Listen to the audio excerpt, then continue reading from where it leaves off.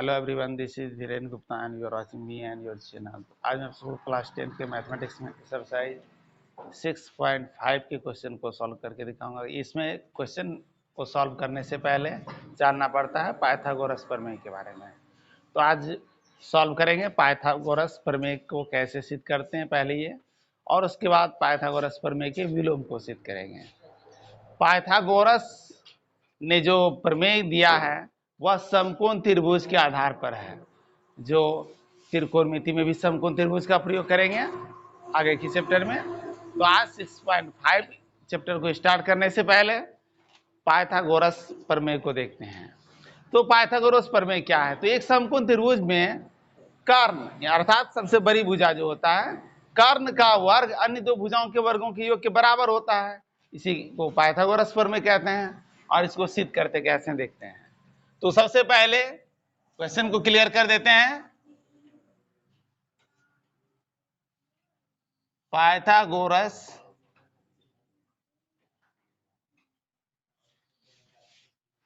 प्रमेय को लिखें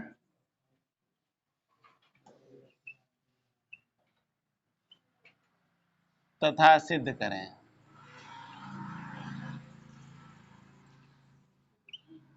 ऐसा क्वेश्चन दिया जा सकता है, पाइथागोरस प्रमेय को सिद्ध करें, या प्रमेय को ही क्लियर करके लिखा रहेगा। तो किसी समकोण त्रिभुज में, तो एक समकोण त्रिभुज के कर्ण का वर्ग अन्य दो भुजाओं, त्रिभुज में 3 भुजाएं होती है, कर्ण को छोड़ के अन्य 2 भुजाएं होती, अन्य 2 भुजाओं के वर्गों के योग के बराबर होता है। वर्गों के योग के बराबर होता है।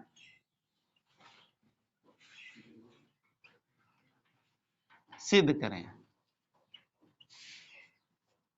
तो सिद्ध करना है समकोण त्रिभुज में कर्ण का वर्ग अन्य 2 भुजाओं के, अर्थात समझ लें पिछले क्लास में पढ़ चुके हैं। तो ऐसे समकोण त्रिभुज में क्या कर्ण, लंब और आधार में संबंध होता है। कर्ण स्क्वायर बराबर लंब स्क्वायर जोड़ आधार square, P square equal to B square plus H square equal to P square plus B square होता है। तो यहां पर समझ लेते हैं कैसे होता है। इसको सिद्ध करने के लिए सबसे पहले एक समकोण त्रिभुज की रचना कर लेते हैं।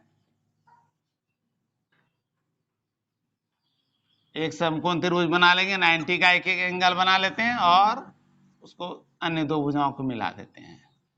तो ये ए बी सी नाम का एक समकोण त्रिभुज बना लिए और बी को 90 कर दिए। तो 90 डिग्री के सामने वाला जो भुजा होता है, सब यानी सबसे बड़े कोण के सामने वाली भुजा सबसे बड़ी होती है।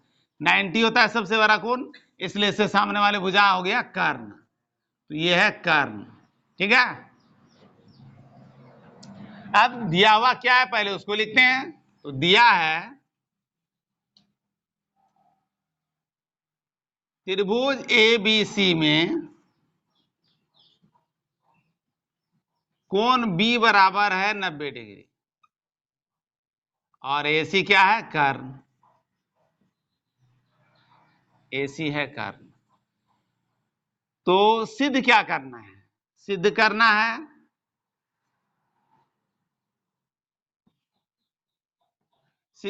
है कर्ण स्क्वायर बराबर लंब स्क्वायर जोड़ आधार स्क्वायर। तो AC square equal to AB square plus BC square सिद्ध करके दिखाना है।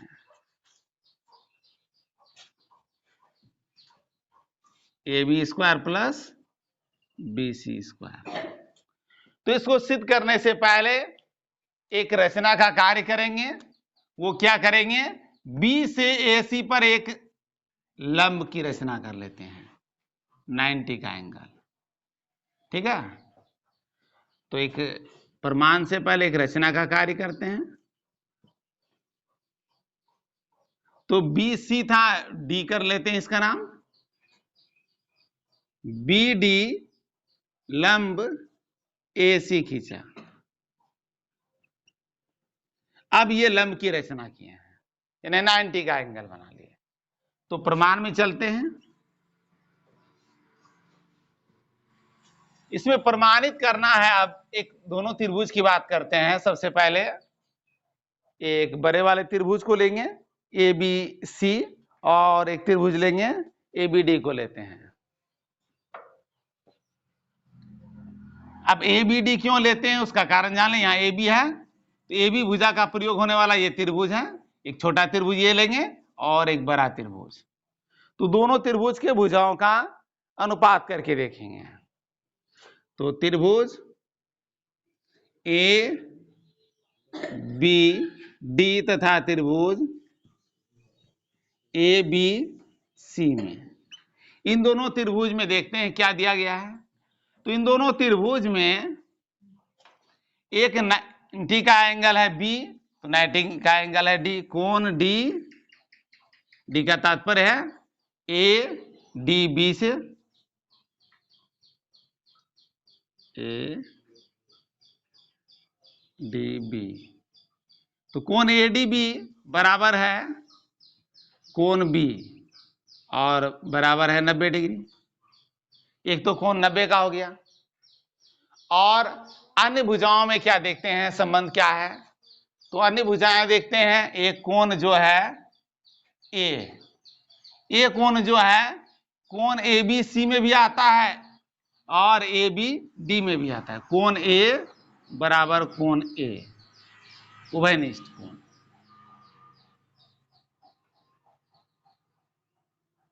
उभयनिष्ठ कोण से अब दो कोण बराबर हो गया तो कोण कोण समरूपता होता है। ए समरूपता से क्या होगा, ए समरूपता से होगा त्रिभुज ए बी डी समरूप होगा त्रिभुज A B C. A B D और ए बी सी समरूप हो गया। अब समरूप त्रिभुज में क्या गुण होता है, समरूप त्रिभुज की संगत भुजाएं अनुपातिक होती है। तो इसकी संगत भुजाओं का अनुपात लेंगे। तो पहले वाले त्रिभुज का जो पहले ए बी डी का नाम लिखे हैं, इसकी संगत भुजा को लेते हैं ए डी। नब्बे का कोण बनाने में लंब का कार्य कर रहा है।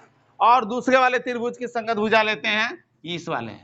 तो इसमें लंब क्या है, ए बी हो गया। तो यानी पहले त्रिभुज का लंब तो दूसरे त्रिभुज का भी लंब का अनुपात कर दिए। अब उसके बाद क्या करते हैं, अन्य भुजा लेते हैं अब कर्ण के लिए। तो बड़े वाले त्रिभुज का जो भुजा क्या कर्ण क्या है, AC है। और ये छोटे वाले त्रिभुज का कर्ण क्या AB है। 90 का एंगल है, 90 के एंगल के सामने वाला जो भुजा होता है कर्ण हो जाता है। और यहाँ 90 के सामने का AC है। तो इस तरह से आ गया AB बाय AC। अब नेक्स्ट स्टेप में क्या करेंगे, क्रॉस कर लेंगे।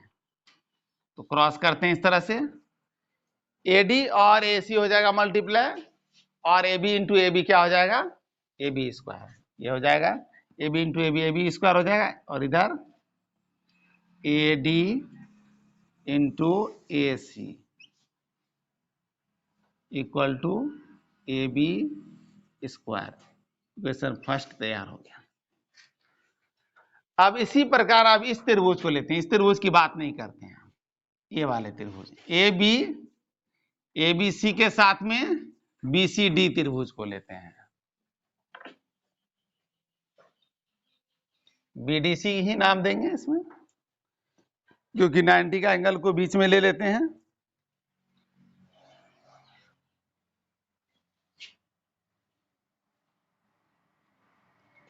त्रिभुज BDC तथा त्रिभुज ABC में, इन दोनों त्रिभुज में देखते हैं संगत भुजाओं का अनुपात करके देखते हैं। उससे पहले क्या है, कोण को देख लेते हैं। फिर इसमें भी कोण ये 90 होगा, एक तरफ 90 है तो दूसरी तरफ भी 90, क्योंकि एक सरल रेखा पर जब कोई लंब खींचते हैं दोनों तरफ 90 का एंगल बनता है। ठीक है, तो यहां क्या हो जाएगा, कोण, इसका नाम देंगे B D C, B D C बराबर कोण हो गया बी, इसका तो कोण बी ही रहेगा। हाँ 90 का एंगल एक बी आ रहा है, 90 डिग्री। क्यों हुआ 90, इसका कारण भी जान लेते हैं। क्योंकि बीडी जो लंब है एसी,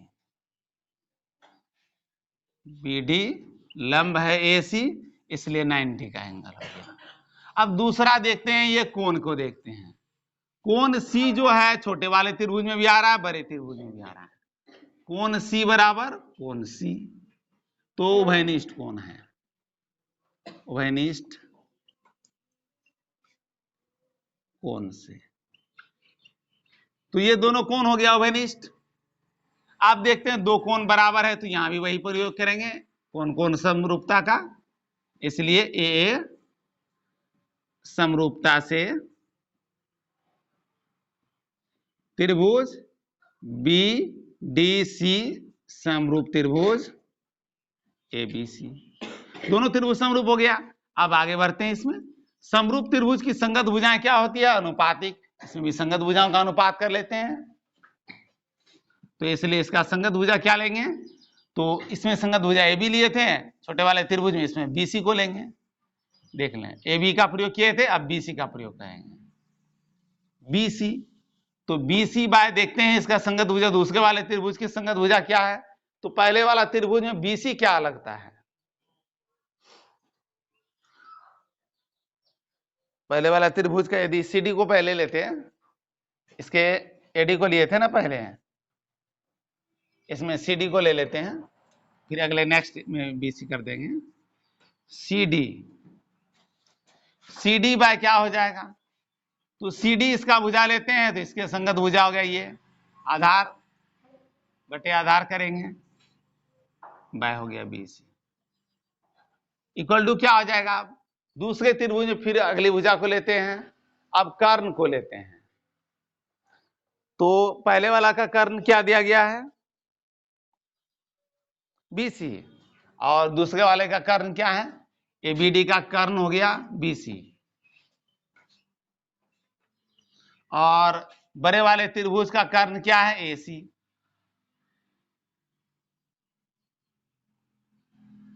अब इसको क्रॉस कर लेते हैं, तो हो जाएगा CD into AC equal to BC square, ये हो गया क्वेश्चन सेकेंड। आप पहला और दूसरा समीकरण को यदि हम प्लस कर दे, AB square plus BC square हो जाएगा ना, तो समीकरण 1 और समीकरण 2 को जोड़ते हैं, प्लस करते हैं समीकरण 2 को, तो करते हैं प्लस, तो क्या होता है, AD into AC, AD into AC, और प्लस हो जाएगा, यहां देखें CD into AC, CD into AC, और इक्वल टू क्या होगा, AB square plus BC square. अब लेफ्ट को देखते हैं फिर से, तो AD इंटू AC, तो AC AC दोनों में है, तो AC को ले लेते हैं कॉमन, और बचता क्या है, तब AD बचता है इधर, और इधर क्या बचता है, प्लस CD बचता है, इक्वल टू क्या है, AB square plus BC square. आप चित्र में चलते हैं, AD और CD को, AD ये हो गया और CD ये हो गया, दोनों को जोड़ेंगे तो क्या होगा, ये दोनों भुजा को तो AC आता है, तो इस तरह से इसके लिए प्रयोग कर सकते हैं, AC into AC equal to AB square plus BC square. AC into AC क्या होगा, AC square equal to AB square plus BC square, यही तो सिद्ध करना था। इस तरह से पाइथागोरस प्रमेय सिद्ध होता है। करने का काम क्या किए, फिर से समझ लेते हैं। पहले सबसे पहले एक ये त्रिभुज देख लेना इनमें ए बी स्क्वायर को सिद्ध करना था, तो ए बी का प्रयोग होने वाला छोटा त्रिभुज क्या है, ए बी। इसके संगत बड़े वाले त्रिभुज एबीसी का कर लिए, समरूपता का प्रयोग कर लिए, ठीक है। फिर समरूपता क्या सिद्ध किया है, इस छोटे वाले त्रिभुज के साथ फिर एबीसी का, यानी एबीसी का ही प्रयोग करेंगे। पहले इस त्रिभुज के साथ समरूप सिद्ध करेंगे, फिर दूसरे के साथ, और संगत भुजाओं का अनुपात करके इसको सिद्ध किया जा सकता है। बहुत ही आसान है। अब सिद्ध करने का कार्य करना है पाइथागोरस प्रमेय के विलोम को। पाइथागोरस प्रमेय में अभी सिद्ध कर चुके हैं कि समकोण त्रिभुज के कर्ण का वर्ग अन्य दो भुजाओं के वर्गों के योग के बराबर होता है। यहाँ विलोम में क्या करेंगे सिद्ध, यदि किसी त्रिभुज के बड़ी भुजा का वर्ग अन्य दो भुजाओं के वर्ग के योग के बराबर हो तो बड़ी भुजा का समकोण समकोण होता है, ये सिद्ध करना है। तो क्वेश्चन नेक्स्ट का है, पाइथागोरस प्रमेय के विलोम को लिखें तथा सिद्ध करें। पाइथागोरस प्रमेय के विलोम को लिखें। विलोम की जगह प्रतिलोम शब्द भी प्रयोग किया जा सकता है। लिखें तथा सिद्ध करें। अब सबसे पहले इसको लिखते हैं, अर्थात इस क्वेश्चन को ऐसे भी दिया जा सकता है, पाइथागोरस प्रमेय का विलोम दिया रहेगा और उसको सिद्ध करना। यह प्रमेय एनसीईआरटी की बुक में 6.9 में दिया गया है। यदि किसी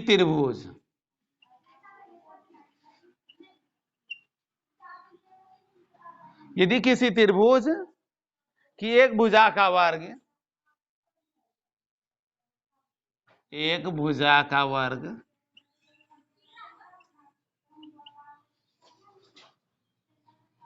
अन्य दो भुजाओं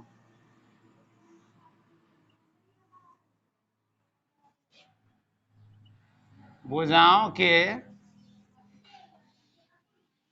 वर्ग के योग के बराबर हो, वर्ग के योग के बराबर हो, तो पहली भुजा अर्थात बड़ी भुजा, तो पहली भुजा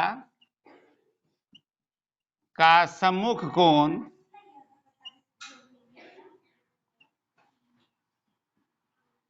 समकोण होता है।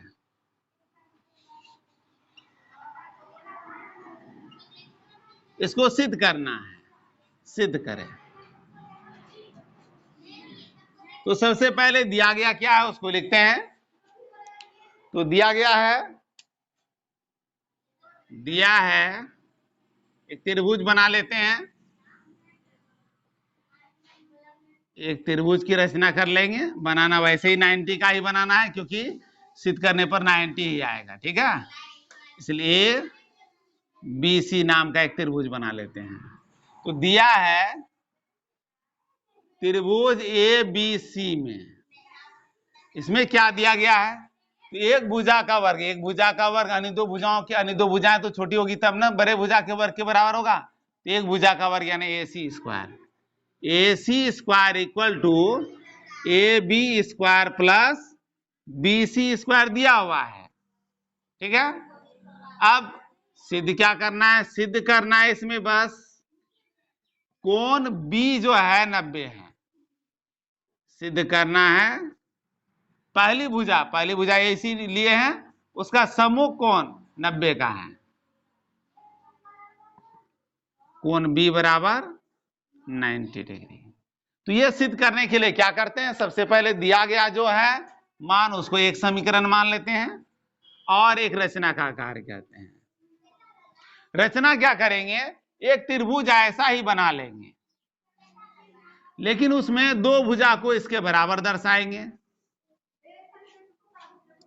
अब AB के बराबर हम इसको मान लेते हैं, इसको यदि ABC DEF कर लेते हैं, DEF, या इसके जो PQR भी दे सकते हैं, कोई बात नहीं है। तो AB के बराबर DE को मान लेते हैं और BC के बराबर EF की रचना कर लेते हैं।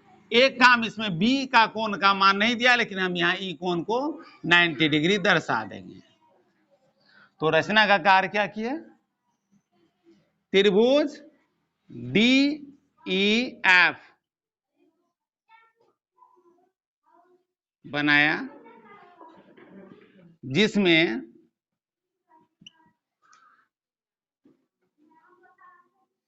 डी जो है बराबर ए बी लिए हैं और ई एफ को लिए हैं बराबर बी सी लिए हैं, तथा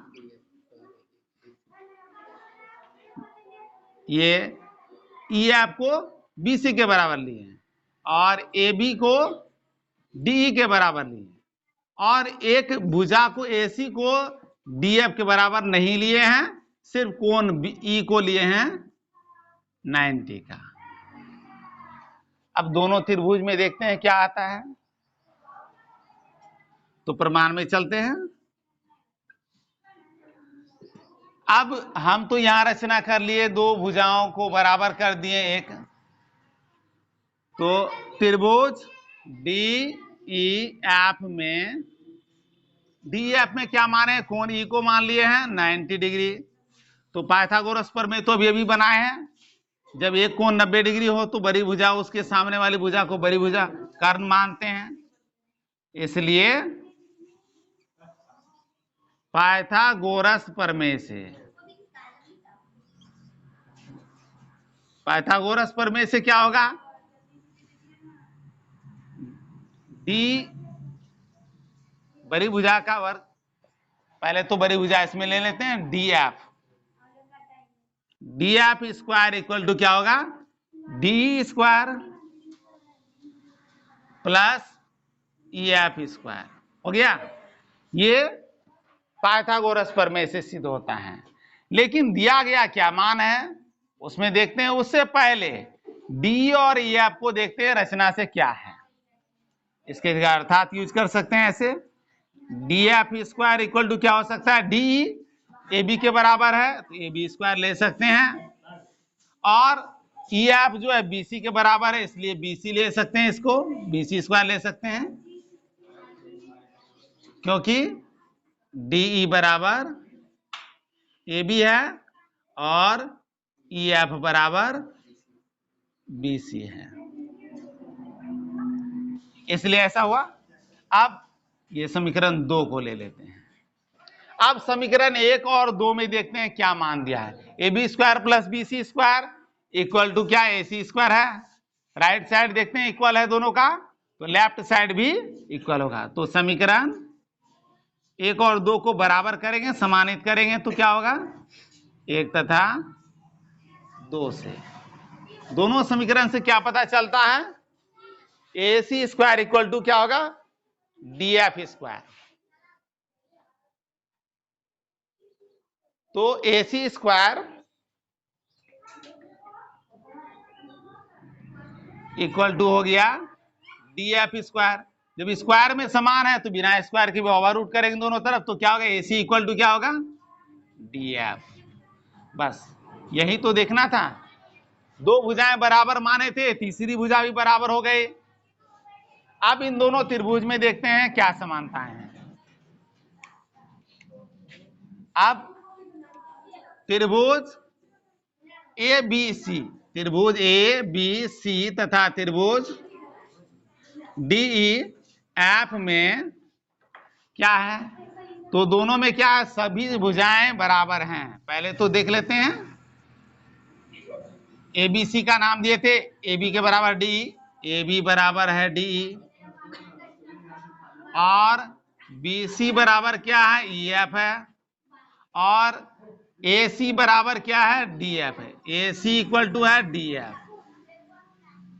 अब जब सभी भुजाएं बराबर है तो इसलिए सर्वांग समता क्या होगा, एस एस एस सर्वांग समता से, सर्वांग समता से क्या होगा, त्रिभुज ए बी सी सर्वांग सम त्रिभुज डी ई एफ। जब दोनों त्रिभुज सर्वांगसम सिद्ध हो जाता है तो सर्वांगसम का तात्पर्य होता है सभी अंग समान, तो कोण भी तो सभी समान होंगे, तो इस तरह से कोण ई बराबर क्या होगा, कोण बी, इसलिए कोण ई बराबर कोण बी और बराबर होगा 90 डिग्री, क्योंकि कोण ई को माने थे 90, रचना में किए थे, यही सिद्ध करना था, प्रूव्ड होता है। तो ये है पाइथागोरस प्रमेय का विलोम। नेक्स्ट क्लास में 6.5 के फर्स्ट नंबर को क्वेश्चन को सॉल्व करेंगे। नेक्स्ट क्लास में थैंक यू।